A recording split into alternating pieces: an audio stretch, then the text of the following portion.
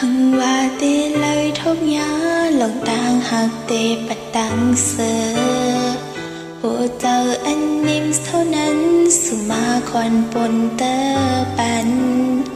se ya se môn sơ gióm lòng hát chờ dù cam cha thang se lời thốt nhớ lòng hát chờ anh pan len dùng nhắm hơi mà lưu su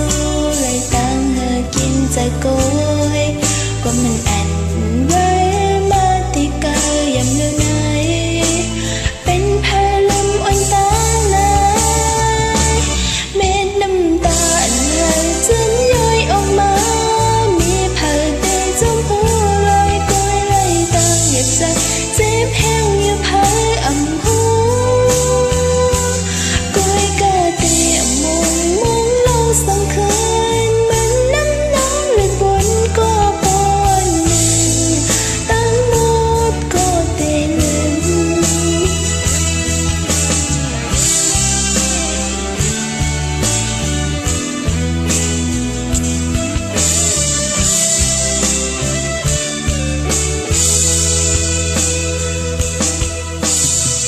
thăng hoa tê lên thốt nhớ lòng tang hạt tê bần tăng sơ hồ sơ anh niệm sau nắn su ma khoan pôn tơ pan sơ ya se môn sơ gióm lòng hát say dù cam cha âm thanh se lại thốt nhớ